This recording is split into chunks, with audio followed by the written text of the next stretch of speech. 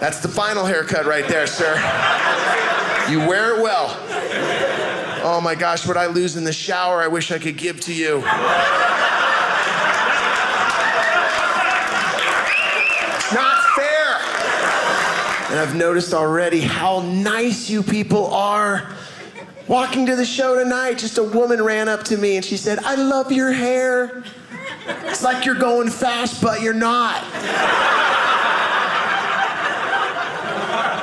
When I got here, I looked in the mirror and I'm like, I'm going pretty fast. I mean, look at the view. It's almost like I'm flying over you. If you look at the side, it's ridiculous. It's crazy. Where's he going? Oh, I can see that look on your face. You're all wondering why Tony Danza's in your wonderful city tonight. Some of the older people are like, "No, honey, that's Henry Winkler. He's here. Times are tough. He's back on stage again." The younger people are like, "Man, the singer for the Chili Peppers is pretty haggard. Why is he here tonight?" Oh my gosh, you guys look great. I know a lot of you got that look on your face like, how Italian is this guy? Are his eyebrows connecting? Yes. By the end of the set, just one brow for you.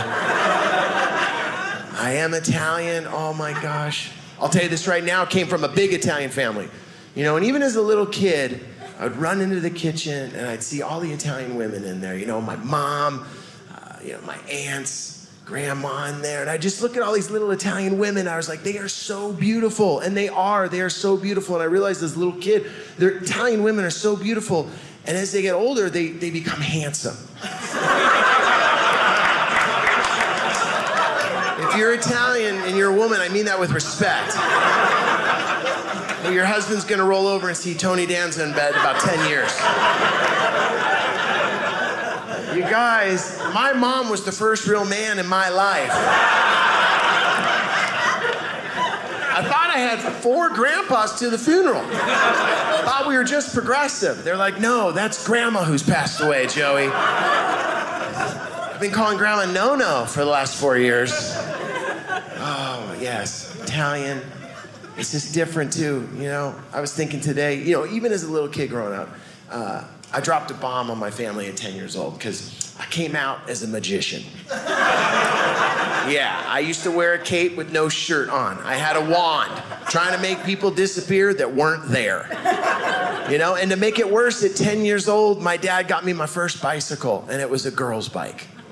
Yeah, you know, a girl's bike. And my dad and I got into it. I'm like, "Dad, I don't know if you know, I'm a magician with a lot of glitter on and a cape with no shirt on. It's been tough enough. But the girl's bike's not helping my situation, Dad." And of course, he's like, "Why do you think it's a girl's bike? What makes it a girl's bike?" I'm like, "Dad, it says country girl written across the side. I can read, Dad." "You gonna let those words define you, Joey?" Yeah, a little bit, Dad." "You let those words define what kind of man you are?" Yeah, Dad, I am. Because it's not like it is today that if we saw the shirtless boy, you know, riding in the cape on the girl's bike, you're just like, "Here's a trophy, you win, on your way. Just go, yes, here's another trophy for you." It wasn't like that then. You know, and I'd get bullied. I tell people all the time, I know what it's like to get picked on because people would pick on me. You know, I'd be riding my bike and people would yell things. And I told my dad, "Dad, people are picking on me." He's like, "Who?" I go, "Mom." And I'm either grandma or grandpa. I can't make it out from here. But they're being aggressive. And I loved magic. I loved my bike. You know, at a certain point, though, I had to give up magic. It was tough. Has anyone ever had to give up magic? Has anyone ever had to give up something that they love so much? No? Okay, I should have moved here. Just where all your dreams come true. Maybe I can move back and I can start doing magic again. Right? I had to give it up. I remember exactly where I was. I was alone. I was like, man, if I'm ever gonna meet a girl, if I'm ever gonna have a girlfriend in my life, you know, I gotta put away the scarves. I gotta put away the rings. I gotta put a shirt on and take the cape off. You know, I had to get out. I realized if I was ever gonna have a woman in my life, I gotta quit. So at 36, I was out. I got on Country Girl and went for one last ride. What's up? It's so different. Even walking around today, I saw McDonald's. I loved McDonald's when I was a kid. Anyone else love McDonald's? Remember if you're good, let's get some cholesterol. Come on, let's go. You know, McDonald's was a treat for me. When my kids were little, McDonald's was a threat. I would threaten them. I'm gonna take you through the drive-thru. No, Dad, don't do it. Saturated fats, GMOs. Guys, I just found out gluten is not a metal band from Germany. I just found that out. So I don't know what these other things you're talking about are. I loved McDonald's as a kid. I remember my mom, oh my gosh, single mother, selling real estate, you know, making ends meet. She would just wait for me outside on a Friday in her car and just yell, Joey! I'd come running out, get in the car, honey, we're going to McDonald's. Oh my gosh, get in the car. She'd put Elton John on and away we'd go to McDonald's. Go in there and get whatever you want. Can I, Mom? Yes. Can we eat in this dirty parking lot? Yes, we can. We're gonna sit in the car and eat McDonald's. That was enough. You know, there was no video games, there was no iPhone, just McDonald's in the car. I'd sit up front with her and she'd just watch me shovel McDonald's into my fat little Italian face. Gung, gung, gung, gung, gung, gung. She'd roll the windows up so tight and I'd shovel more McDonald's into my face. Bam, bam, bam. It was like Shark Week. Gung, gung, gung, gung. While my mom smoked. Yes, smoking in the car, a Virginia Slim. Do you know what a Virginia Slim is, you guys? It's a cigarette, it's a cigarette, it's like a flare. It's a cigarette this long, you guys. Just out of her mouth. She'd wave it around the car like it was incense. Here you go, honey. Let's make sure everybody gets some. She'd roll the window down and tap on the car next door. What's going on in there? Smoke everywhere. I couldn't see her. And I'd get scared. Mom, where are you? Ash on my Big Mac so I know I'm alive. Her little hand would come out. Here I am, honey. Smoke everywhere. So much smoke. I'd take a fry and I would dip it in the smoke. I'm dipping the fries in the smoke, just pulling in toxins. Yes.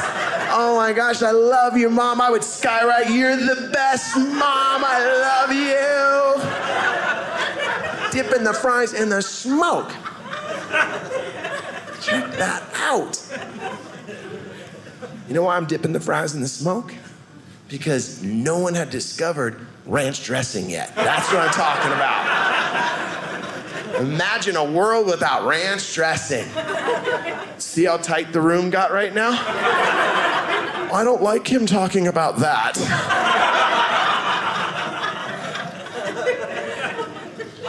Oh, gosh.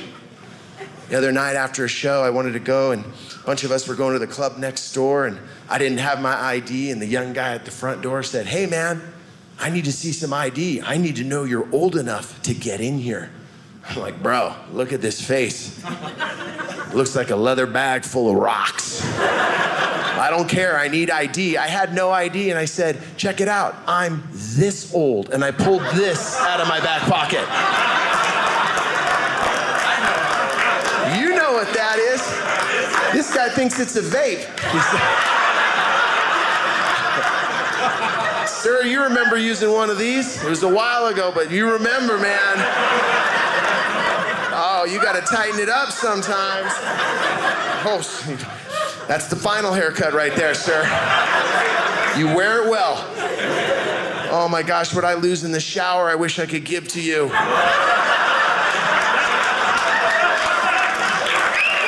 not fair.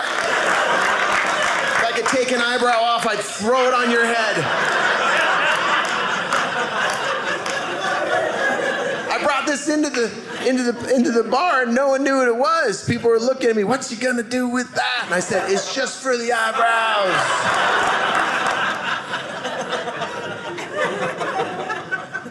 Oh, it's so good to be doing this tonight. This is a highlight.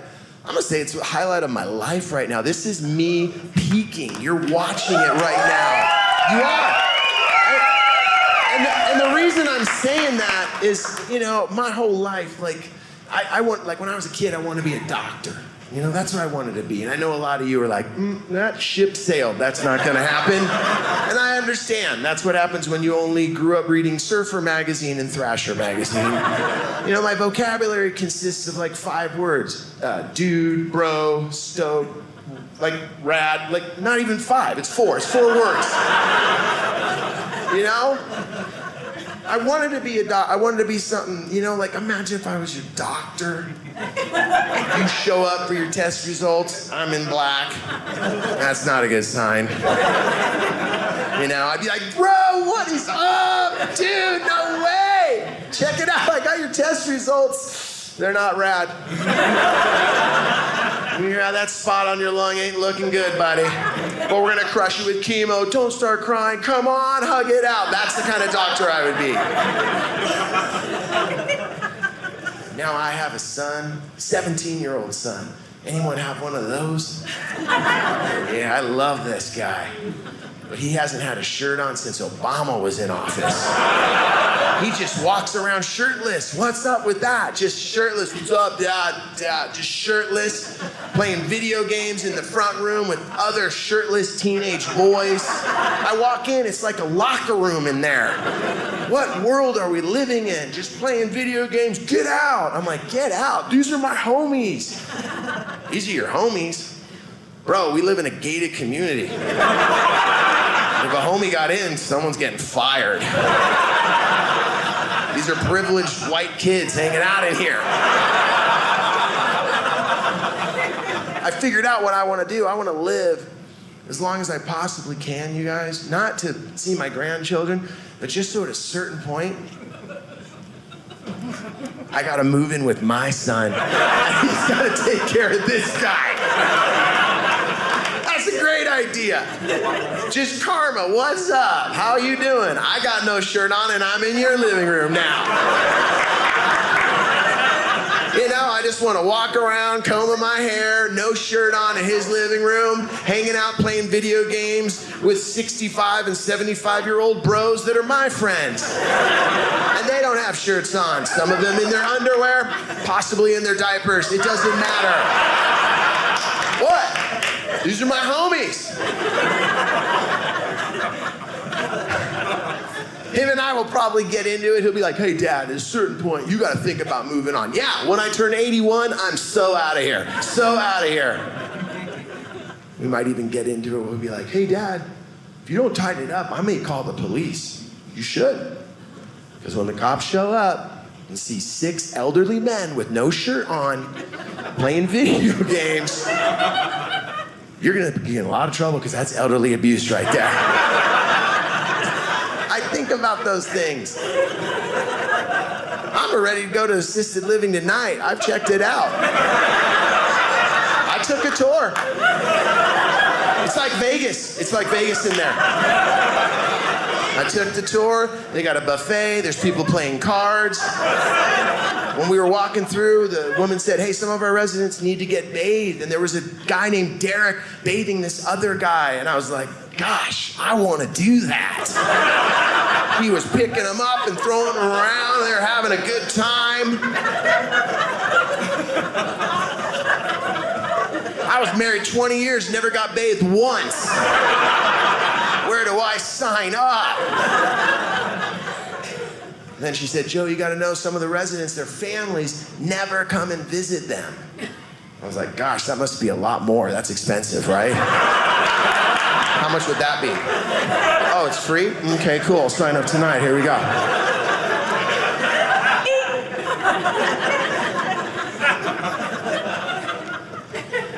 got vaccinated. Yeah, come on. It was a trip the way it went down. That's all I got to say. I didn't expect the way it went down. I thought it'd be a whole different situation. I got vaccinated because my dad called me up and said these words, "Hey, can you be at CVS in 15? I know a guy." Dad, what are you talking about? Don't worry, I can hook you up. I'm like, Dad, when did you start talking like this?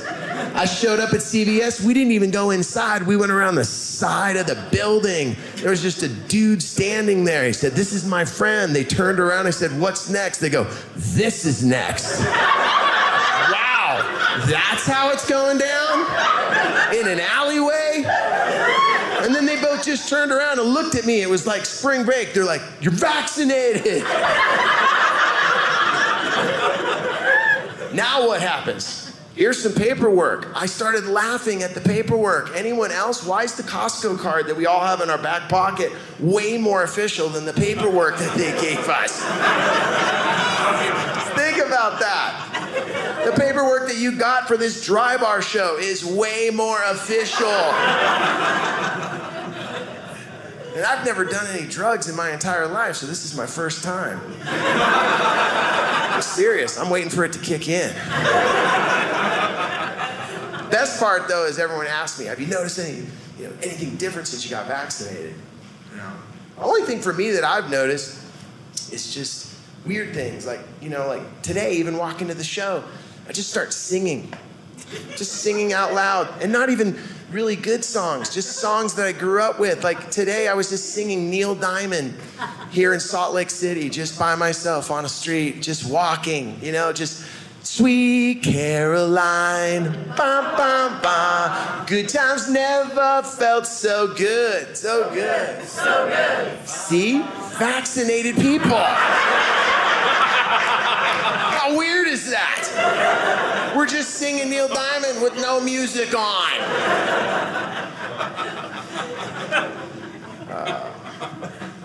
I have a daughter. She's super smart. She recently said to me, "Dad, do you know about toxic masculinity?"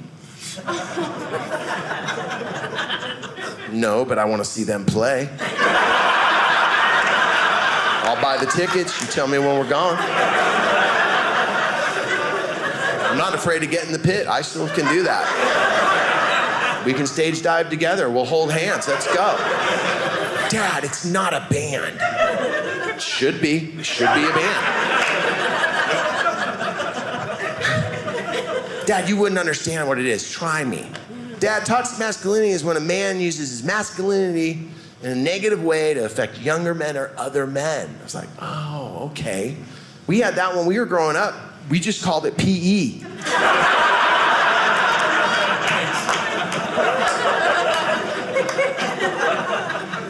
When my daughter graduated, she said to me, "Dad, I want to go to the music festival, Coachella." I was like, "All right." So I got her tickets to Coachella, and then she thanked me.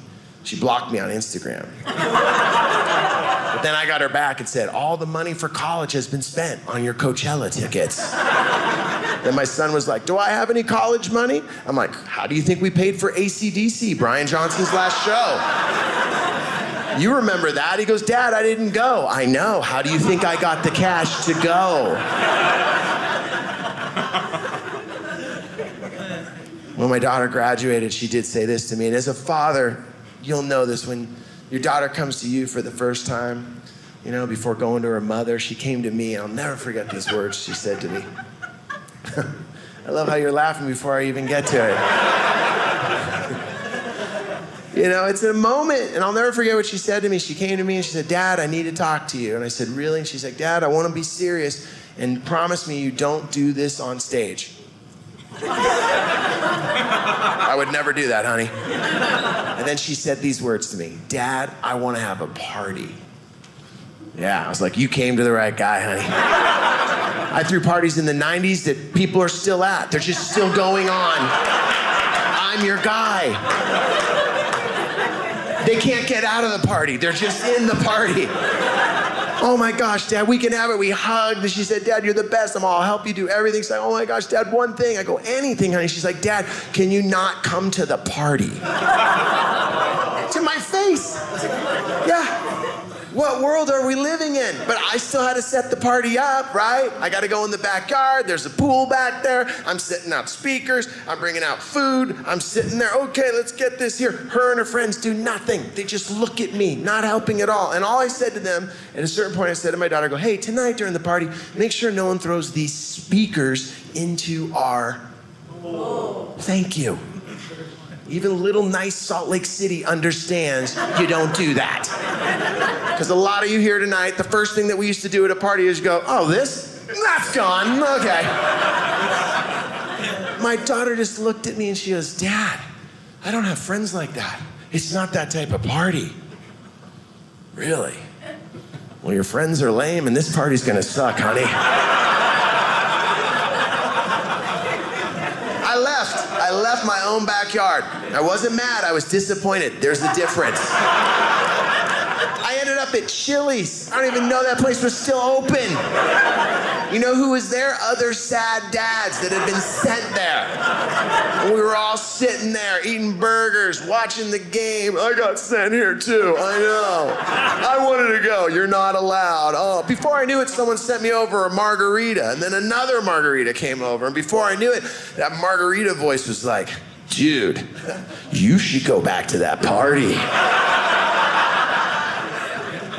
Before I knew it, abracadabra, I was back at the party. I showed up in that backyard. These kids were tripping. All of them were sitting around in different circles. They weren't even listening to music, you guys. They were listening to NPR and dancing to it. How is that even possible? Just dancing to knowledge, yes. No rhythm, just words being spoken to me. Another group of kids were in a circle. They go, I got the SAT on Saturday. I was like, put ointment on it. It'll be gone by Monday. Don't worry about that. Another group of kids were like, I hope I don't have to go to community college. I was like, why not? They're like, it'll disappoint my parents. Right then, I was like, oh my gosh, I really must have disappointed my parents. I'm still technically enrolled in community college. But then it hit me as I was walking around the party. I was like, these kids are so smart. And I felt good. I was having a moment. I was like, you know what?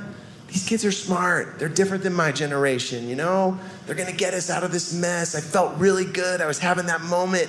And as I was having that moment, I saw my little girl and she's walking towards me. And I was about to hug her. And then she says, Dad, what are you doing here? You're gonna ruin my party. I was like, honey, someone needs to save this party. And I'm the lifeguard to do it. And right then, as I'm thinking that, I started hearing that margarita voice again. It was like, dude, you should throw those speakers in the pool right now. Oh. Sometimes I make weird decisions. You know? Even with rules, I'm not even that good with rules, you know?